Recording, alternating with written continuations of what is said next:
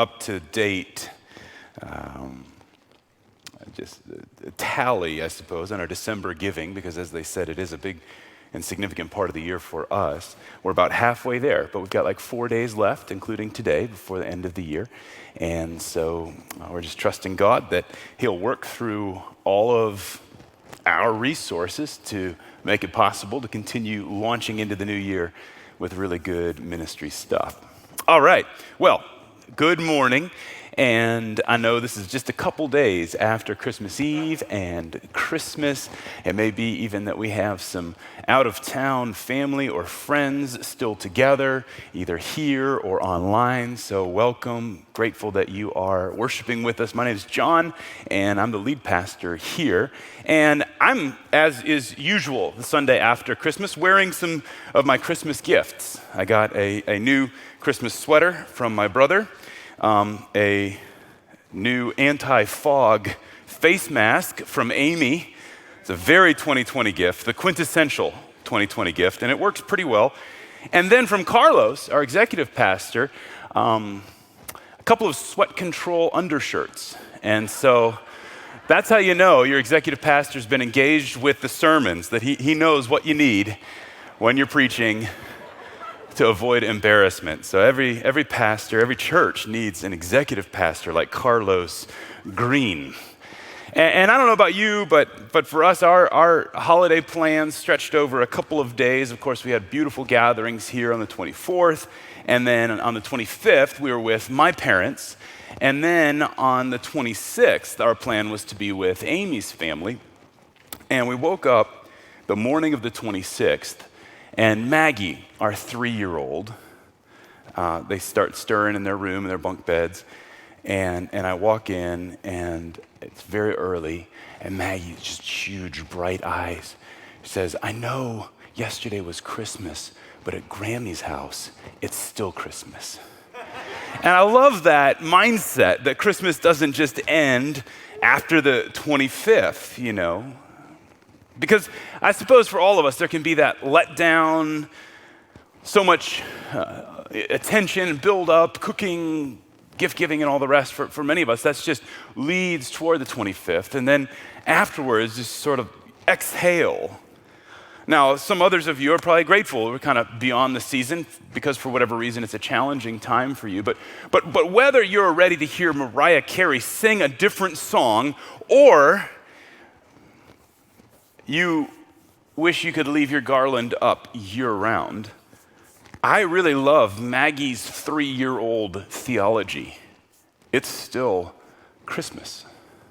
Because Jesus was born 2,000 years ago, and He died, and He was raised on the 3rd day, and He still lives, and He still reigns, and He's still returning to set all things right. And so it's still Christmas at Grammy's, but it's also still Christmas in Bethlehem.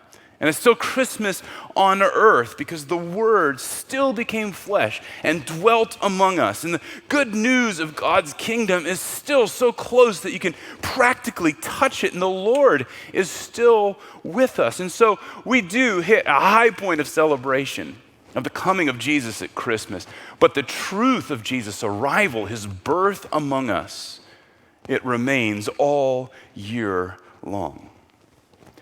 And if it is still Christmas, then it means that Jesus is still at work, that God is still at work in our world. John chapter 5, Jesus says that if, no matter what day it is, my Father is still working, and I too am still at work. And so as we wrap up 2020 and we look toward 2021, how many of you would you like to see God at work in your life this year? Yeah.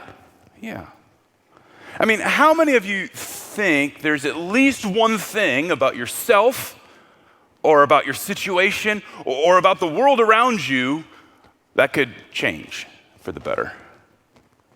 Yeah. And this is so basic. I know it's almost simplistic, overly simplistic, but if we are going to grow personally or our situation or the world around us, if we're going to grow from where we are to where God has made us to be, we need change. We need there to be change. Change in us, change in our situation, change in the world around us. And just to highlight the reality that there is so often a gap between where we are and where God has made us to be, there's a classic Christian document called the Westminster Shorter Catechism. It's still pretty long, even though they call it shorter. And it was written about 400 years ago, give or take, and it's a basic set of questions and answers for new believers, new followers of Jesus, to be grounded in the basics of the faith. What does it mean to follow Jesus? What are the things that we believe about God and about the Scripture and about the world? And question number one is perhaps the most basic of all. Question number one in this Westminster Catechism is, what is the chief end of man? What is our purpose? What are we here for? What has God made us for? And the answer is to glorify God and enjoy Him forever. What is the chief end, the chief purpose, the chief goal of humanity? To glorify God and enjoy Him forever. Now, to glorify God means to live our lives in such a way that God's goodness and God's greatness and God's holiness is on display. And to enjoy God forever. Well, this time of year especially, we recognize that God has surrounded us with gifts. God, is that a message? Are you interrupting? You're welcome to, please, at any point. So, God, right, has surrounded us in this incredible world and has promised redemption and glory for His people. But when I lose sight of God's hand that provides in all these areas of my life, suddenly my joy in the world around me is diminished just a little bit. So take the example of a really delicious meal. Maybe some of you had a good meal in the last few days. I can enjoy that meal. I can enjoy that meal quite a bit without acknowledging or thinking about God. In fact, all around the world, there are people who had amazing meals in the last few days and did not really think about God or the fact that God provided. So they enjoy that meal, but when you recognize not only that the cheesy potatoes are delicious, but that there is an eternal God who created the world in such a way that cheesy potatoes are even possible, and then provided potatoes on your plate, your enjoyment of those cheesy potatoes grows. It's even greater. And it's rooted not just in the momentary deliciousness of the bite, but in the truth of a relationship with a good and eternal God. This is what the Westminster Catechism is getting at when it talks about that the chief end of man is to glorify God and enjoy Him forever. That everything in the world around us that brings us holy and good joy is actually coming from the heart of a holy and good God. And that eternity for us is delighting in that holy and good God. The chief end of man is to glorify God and enjoy Him forever, but so often we don't. If that's where God has made us to be, glorifying God and enjoying Him forever, a lot of times we end up right here. not glorifying God and not necessarily enjoying him very much. For example, when I lose my temper and just fly off the handle with my kids, that doesn't glorify God. That doesn't display the goodness and the holiness and the greatness of God. That displays my own short temper.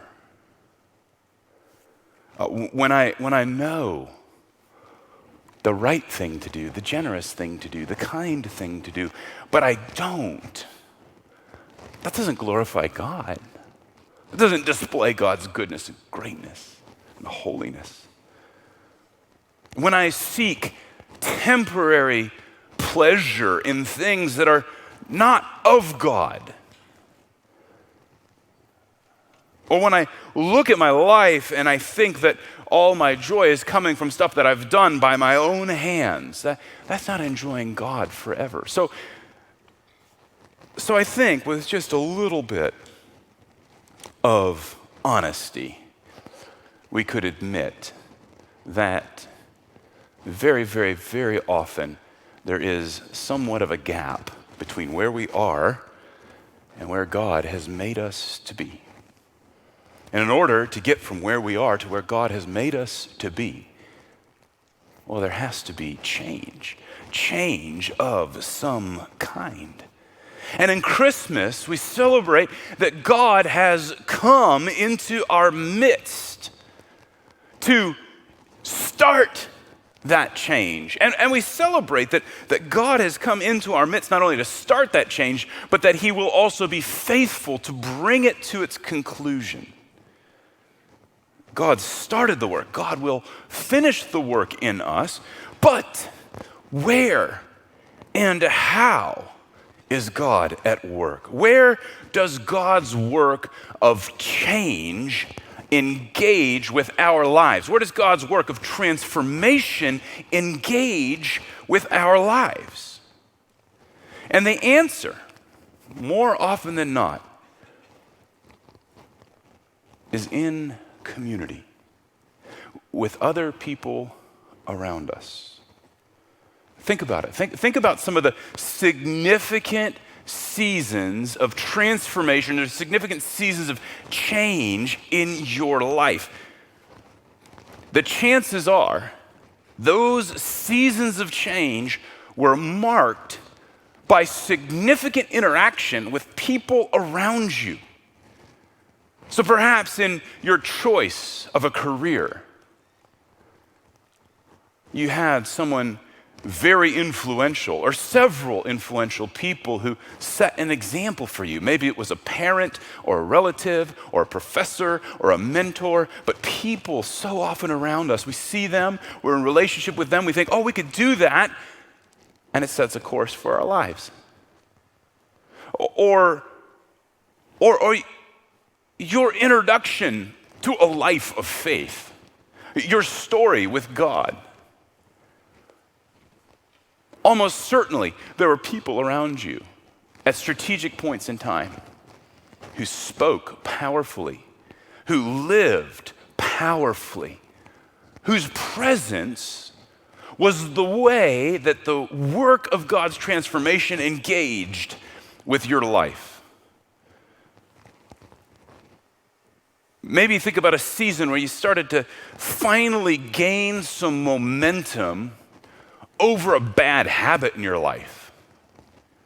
Something you struggled with for a long time, and then change started to meet you in that spot. So often, that kind of change comes not merely in isolation, but because you got a couple of people with you, encouraging you, holding you accountable. It's amazing how much faster you can gain grace over bad habits when you are vulnerable enough with people to invite them in to healthy accountability. Parenting, marriage, family, it changes us profoundly, hopefully for the better. I can think of my own life for years and years and years. I despised doing the dishes. I didn't want to rinse them, didn't want to dry them, didn't want to put them in the dishwasher. You could talk to my parents. something that I studiously avoided. My mom would sometimes say, "How are you so good at coming into the kitchen after the dishes are done?" Like, I don't know, just good timing, I suppose. No, it was strategic. I despise dishes. But here's what's happened over the last few years as the dish count has just continually accumulated and bottles and everything else. You learn that you can't go through life ignoring the dishes. And so now it feels like when me or Amy is in the kitchen, we're just kind of constantly doing dishes while we're talking, while we're helping pack lunches, while we're feeding kids and everything else. We're just doing the dishes. Nowadays, pretty much any kitchen that I'm in, if there are some dirty dishes, I'm like, oh, I should probably start working on these. People are like, I just met you. It's like, fine, don't worry about it. Do you have any soap? Where's the Dawn? You know? I mean, it's just community and life around people, it changes us. The way that God's work engages change, transformation, moving us from where we are to where God's made us to be, happens more often than not in community. Now, some of you are saying, yes, true, but what about solitude? What about silence? What about some of those disciplines in the Christian tradition that form who we are in isolation? And it's interesting because solitude has been a discipline celebrated through the centuries by the great teachers of the faith. But there's a reason solitude is a discipline. That's a discipline is a practice you engage outside of your normal life in order to form or shape something. So even solitude and silence, they are valuable disciplines, but they're not meant to be the norm. Think all the way back to the book of Genesis. Adam had a lot of solitude before there was Eve, and God said, it is not good for man to be alone. The context for change, the place where God's work engages in our lives, primarily in the kingdom of God, is through community. Now, if you have your Bible, go ahead and open it up to the Gospel of Mark and chapter 1. Now, some of you who've been with us these last couple of months, as we've been reading the Gospel of Mark and made it through about 9 chapters in 4 months, are going, wait, are we starting back over? We just spent 4 months getting through chapter 9. No. Next week we'll pick up again at 9 and 10. But today I want to do something just a little bit different to pick up on this idea about how God's work engages our lives in community.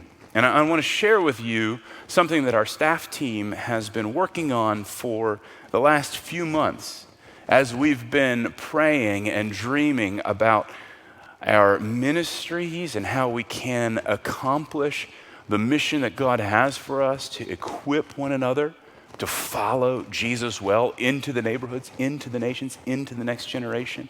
And how does that change happen at every level? Kids, students, adults, all these areas. And so our text, as a staff team, as leaders, and with the elders, we've been deep in the Gospel of Mark, just as we are congregationally. And as you read the Gospel of Mark deeply, what you begin to see is that the work of God so often engages people's lives. The work of God engages our lives in community. But there are, it seems, 4 primary types of community that emerge in Jesus' ministry, that seem to be the shape of community, the rhythm of community in Jesus' ministry. And so I'm going to draw this line, and then I'm going to explain it to you.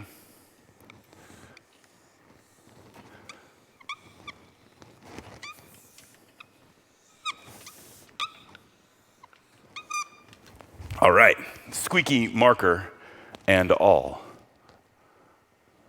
It's not perfectly level, but it'll do. In Mark chapter 1, verse 5, it says, "And all the country of Judea and all Jerusalem were going out to John the Baptist and were being baptized by him in the River Jordan, confessing their sins. See, the Gospel of Mark, it starts with a large crowd, huge groups of people, and they're meeting with God out here in the wilderness. And this is a type of community that appears not just here at the beginning with John the Baptist, but following into the ministry of Jesus. Think about how often the crowds are around Jesus. Mark chapter 6, Jesus feeds 5,000 men. Mark chapter 8, Jesus feeds 4,000 on the other side of the Sea of Galilee. In Mark chapter 3, there are so many people pressing in to be near Jesus. The crowds are so thick that Jesus' own family, his mother and his brothers, can't get in the house.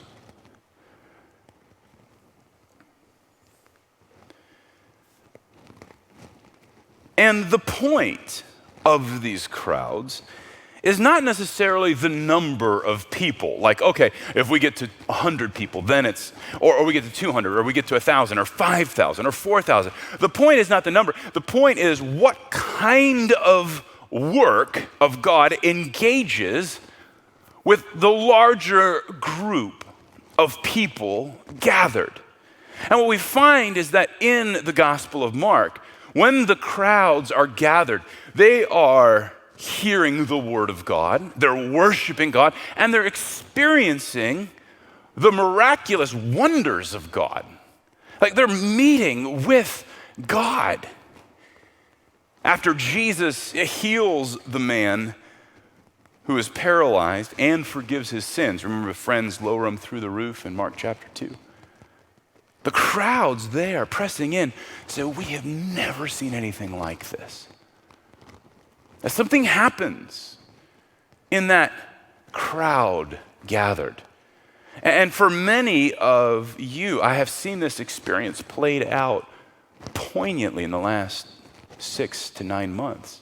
If you remember back in March, everybody began to lock down for the pandemic. We had the stay-at-home order here in Georgia, and for a couple of months, we didn't do any kind of public gatherings for worship, no kind of gathering of the crowd or the congregation to sing to God, to hear the word of God, and to experience God's wonders. And then over the summer, we started doing those Wednesday night sing-alongs where we're outside in the parking lot across the street. And so many of you came up to me and said, wow, I did not realize how much I missed this. Or when we started gathering again, first outside and now indoors, first time, second time back after being away. So many of you, just with tears in your eyes, I had no idea how much I missed this. For me, it's been moving. I mean, we weren't gathering, and then we came back, and I'm standing there at that first sing-along, and I have to talk, because that's part of my job, and I can barely get anything out, because I'm just a puddly mess of tears that God has brought us together. There's something that happens in the crowd. Now, here's what word we're going to use to describe that, because it's the temple.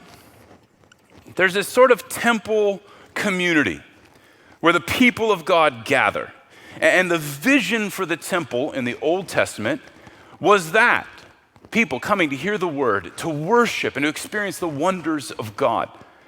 Now, in the Gospel of Mark, by the time of Jesus, the temple as a structure, as a building, as an institution, had become corrupt, which is why these crowd gatherings, these temple communities, tend to be out toward the Jordan River or out in the wilderness with Jesus. Jesus, in a few chapters, as we'll see in a few weeks in our reading together, will pronounce judgment on the physical temple building because it has become legalistic, exclusive, and corrupt.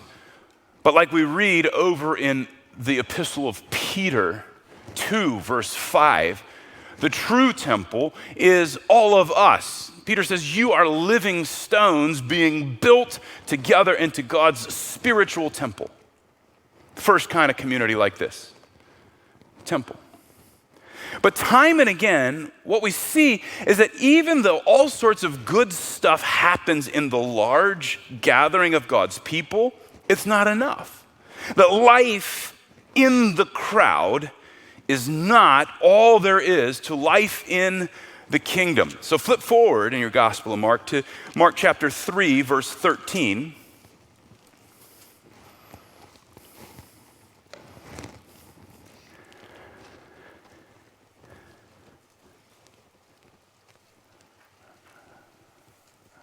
And it says, Jesus went up on the mountain and called to him those whom he desired, and they came to him.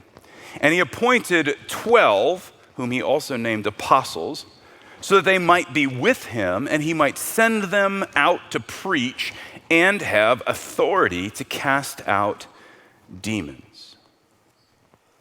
So in order to really follow Jesus well, we need to be further equipped, personally trained. And so that's what we could say here.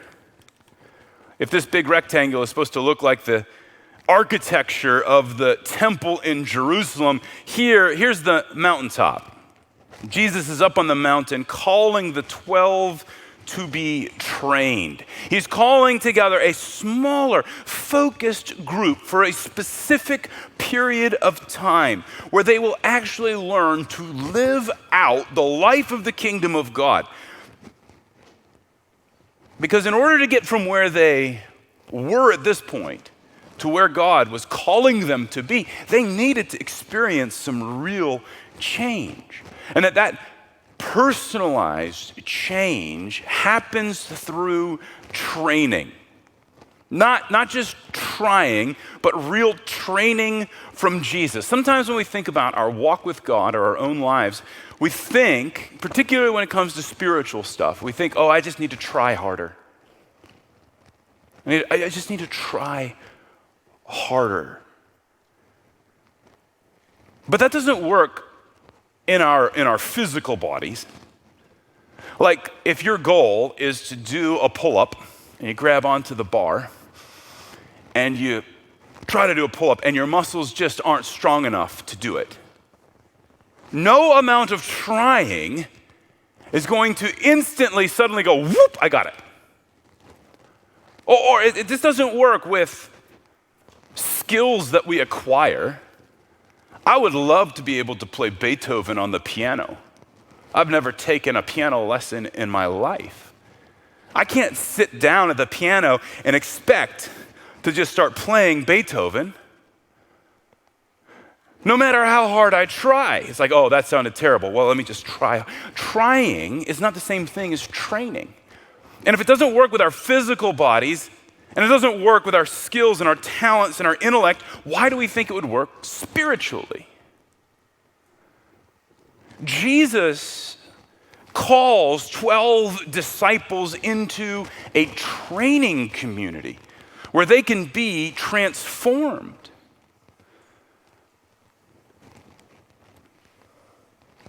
Maybe I have an issue with my temper. You realize, if I lose my temper and I realize, that wasn't good, I'm just going to try harder not to do it next time. Is that going to make a difference? No. No, if my emotions and my spirit, my soul are bent in such a way that I am prone to instantaneous fits of rage or losing my temper, trying doesn't fix that. Training in the rhythms of grace, learning forgiveness, learning truthfulness to recognize where is that rage rooted, learning to receive peace from Jesus, learning to receive healing to whatever part of me that keeps flying off the handle. That's what needs to happen. We must be trained. Now, even that transformation is a work of God's grace. It's God's power meeting our lives, changing us. And so it is grace that transforms us. But as Dallas Willard, the great Christian author who passed away a few years ago, used to say, grace is not opposed to effort, it's opposed to earning. If we're trying to do things in order to earn God's grace and goodness, well, that means we don't understand the story of Jesus at all. But once we understand what God has done for us and how God is at work in our lives, there is a very healthy effort we can put forward in our own training and formation in order to be shaped. In the same way that taking piano lessons and learning to read music will eventually, that effort will result in some level of being able to play Beethoven, or doing strength training and getting the big elastic band to help you with your pull-ups can help eventually develop the muscles to do a pull-up. In the same way, spiritually, in training communities, we are formed just as Jesus does with his disciples.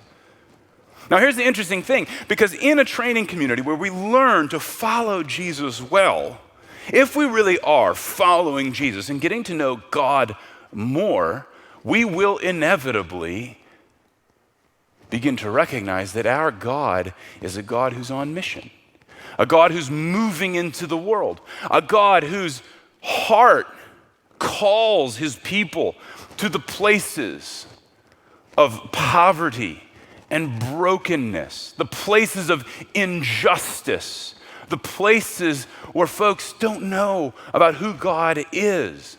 I mean, from the very beginning, we see that God has made humanity with purpose to glorify God, to enjoy him forever. Even before sin enters the world through Adam and Eve, God gave Adam and Eve mission, purpose, be fruitful, multiply, it says in Genesis 1. Take care of and cultivate this garden, it says in Genesis 2. That mission for human beings and purpose for human beings is not only a response to sin. It's not like, oh, after sin and brokenness, now we've got to do something about it. No, from the very beginning, we as people are made with purpose. So from before the time of sin, we have purpose with Adam and Eve. During the time of sin, after the fall, we have purpose to step in and alleviate suffering and announce good news and to demonstrate love and sacrificial compassion. But even when Jesus returns and every tear is wiped away and sin and death will be no more, we will continue in purpose. We will have purpose. Why? Because God is a God of purpose. God is a God of movement. And God, our Creator, has created us to have purpose as well. So the more we get to know God, the more we follow Jesus, the more we will find ourselves sent on mission with God, equipping one another to follow Jesus well into the neighborhoods, nations, and next generation. This is God's heart. And if you seek God, you will find mission. If you seek God and you don't find mission, it's a good sign that you are seeking God, not according to his purposes, but according to your own. And here's what we see with Jesus. From the crowds, he calls 12 into a training community. Mark chapter 4 should be just about the same page where we were. Verse 36. Well, we can start in verse 35. On that day, and Jesus has been teaching the parable, he's been teaching the crowds, the parable of the sower and the seeds. And then verse 35, on that day, when evening had come, he said to them, let us go across to the other side. And leaving the crowd, they took with him in the boat just as he was. And other boats were with him. And leaving the crowd, they took him with them in the boat just as he was. Jesus loads them up into a task community. Looks like a boat. Well, it looks like a little U, but it's supposed to be kind of a boat. So Jesus leads them into a task community. And throughout the Gospel of Mark, it's not the only vehicle, but it is one of the main vehicles where we see these disciples in a group moving on mission together, to go and do the work of God. In this particular story in Mark 4, they'll hit that big storm, they'll get to the other side, and then Jesus will liberate the demoniac who's been holding a whole region in fear, a task community. And then there's a fourth community. And you can flip forward to Mark chapter 14. There's a fourth kind of community here in the Gospel of Mark that begins to emerge. This is Mark 14, verse 18. And this is the Passover meal, the night before Jesus will be crucified.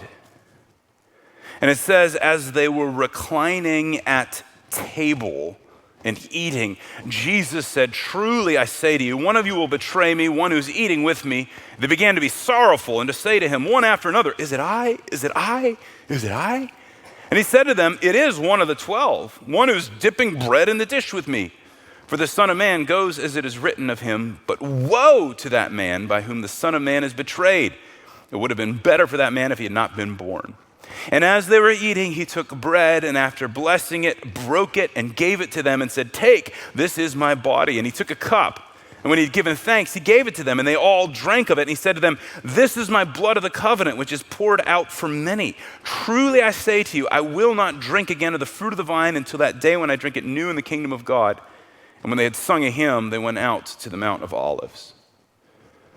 So out of that crowd, through the training community, being on mission in a task community together, we see this fourth and final expression of community.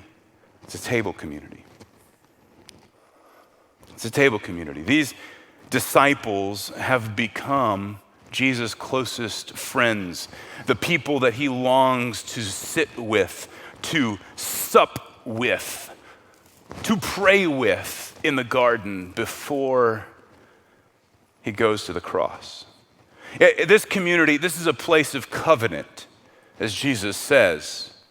This is the covenant, passing the cup and sharing the bread. And a covenant is that deepest kind of relationship where lives are knitted together, my life for yours. But notice that this community is not exclusive because Jesus allows Judas to sit there. Judas, the one who will betray him to the priests and the Sadducees, is at the table also. So what you have is this table community is kind of like, as Dave Rhodes will sometimes say about communities, it's sort of like a peach. It's solid in the middle and soft around the edges. Jesus here has invited his closest friends. This is the table community. It's a place of truth. They can speak openly. Jesus says, quite frankly, one of you is going to betray me, and it'd be better if that person hadn't been born. It's going to be such a betrayal. It's a place of covenant. It's a place of truth. It's not exclusive. It's a place of extreme vulnerability. Jesus is quite literally sharing himself. He says, this is my body. This is my blood.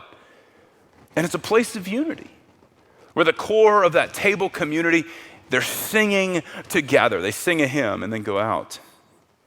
And so what we find here is that this kind of table community, this is the sort of relationship, this is the sort of relational fabric, these are the kind of friend and family groups that we crave most deeply. These are the people that you call when you're in crisis. These are the people that you actually want to go on vacation with. These are your ride or die people, that table community. And it may be your actual family, your mom, dad, grandparents, brothers, sisters, uncles, aunts, cousins, but not necessarily. Remember back in Mark chapter 3, Jesus redefines that essential family of God by asking, who is my mother and my brothers? Who is my family? What does he say? Whoever does the will of God. And so this is the movement. If God's work changes us, transforms us in community, then these four kinds of communities, the temple, training, task, and table communities, come right out of the life and ministry of Jesus. And at Grace, we want our strategy to look like Jesus' strategy.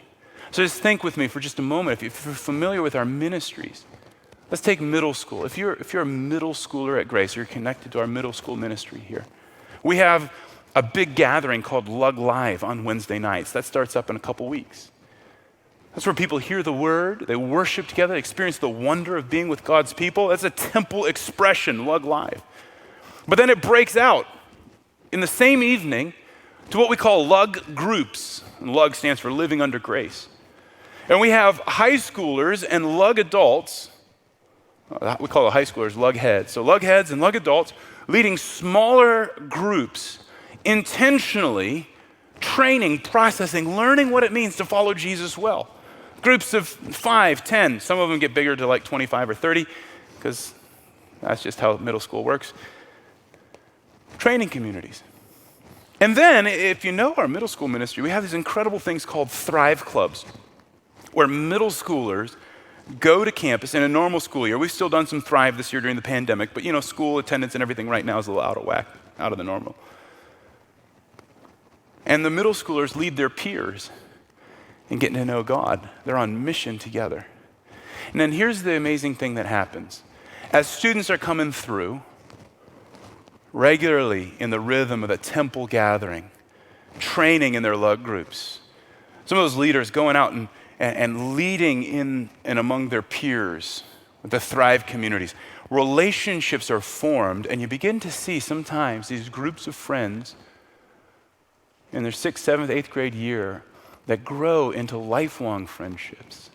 You see it in high school with our high school ministry. You see some of these friends that go all the way back to when they were in middle school. It doesn't matter if you go to Parkview, you go to Brookwood, or you go to South. It's like, no, we're a table community, and that table community sustains much, much longer. Kids ministry, same thing. We have Sunday mornings and Wednesday nights, a big gathering. Then we break out at Kids Life on Wednesday nights into smaller groups, training. Then we have what we call good news clubs in the elementary schools, those task communities, people serving there. And what happens? People who are in that kids ministry have discovered over time some of those relationships that aren't scheduled. They're not on the calendar. You don't need an announcement sheet to know. Like, these are the relationships in that table community that shape you and sustain you and form you. High school, we could talk about the same thing. True North, Sunday mornings, D groups, all kinds of house church and chaplain stuff and mission, Generation Salam. And you find these high schoolers in these communities, they get together and they end up building friendships and relationships that last. Some of them go to college together. They say, how can we start a house church at Kennesaw or at Milledgeville or in Athens? These table communities that thrive and flourish. You can see how it works. With our adult ministry, a lot of times people come in through this gathering, and then we have Start with Grace, which is our initial orientation. We have classes on Wednesday nights and groups and equipping huddles to help with the training, spaces where people get out into ministry in their community, but always moving toward the table. Now here's the interesting thing. So often, what people want when they come to Grace, what they're longing for is table community. But the truth is, a large church organization cannot schedule you into a table community. What we can do is help move you in training, help find opportunities for you to be on mission. Temple, train, task. This is pretty usual. If you find yourself connecting to a church, there's usually a large worship expression. There's usually some kind of training or classes or learning. There's usually some outreach opportunities like that. But this red line here, this is, maybe we could call it a connecting funnel as people are getting connected in closer and closer to the heart of the church. And the reason it's a funnel shaped like that is because there tend to be more people who show up on Sunday mornings, that temple expression, than actually engage in classes or actually start serving on mission. And that's okay. That's just kind of the natural movement of people. But here's what happens. And here's our heart at Grace, is that as people, as you and I begin to be trained, and we learn about the church and the mission of the church, we learn about God, who Jesus is, we learn about who we are, who we're called to be. We got that unique class looking at how God has wired each one of us to bring glory to him and enjoy him forever. What begins to happen is you begin to have a vision with some other people. And it may be that the task you are called to is something we're doing in Clarkston, or serving alongside middle schoolers for a season, or helping volunteer with kids for a season. But actually, that's not all there is to it. That there's more to that. That there may be a little league team that you coach, or there may be a group of people in your office that you know, and that God is calling us to go like this. And so even though this connecting funnel may seem to grow smaller as people, you and I are awakened more and more to the purposes God has put in our heart, the church and the influence and the reach grows until our table communities, those vibrant places of life and engagement and relationship, those table communities become spaces and centers for mission and for transformation. And if you zoom out a little bit, you look at that strategy line, and you saw it, it's just right out of the life of Jesus. If you zoom out a little bit, maybe it looks like an EKG, those little heartbeat monitor kind of lines. Not exactly. My wife's a cardiac nurse, and she would tell me that there's something about that that's not exactly like a human heartbeat. But I do love the picture of a heartbeat, because when the church is at its healthiest, our rhythms of community are like a heartbeat, repeated over and over. Regular space in that temple gathering. It's important. Where are we being transformed, intentionally training? Where are we serving? And who are our people?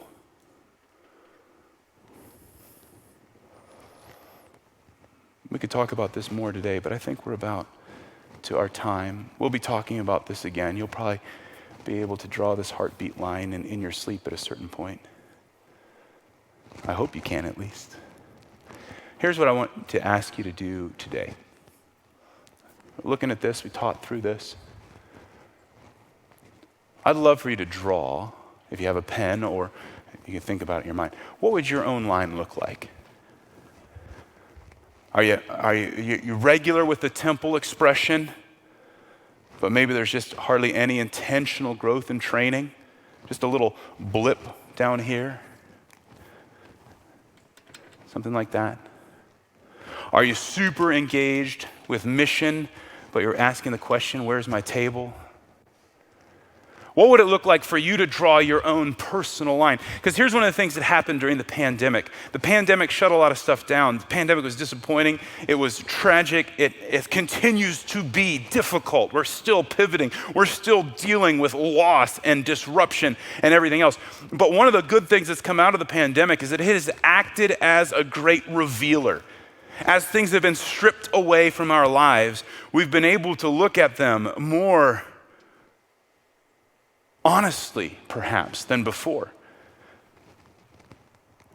One of my observations is that the people who have healthy table communities have done pretty well through the pandemic.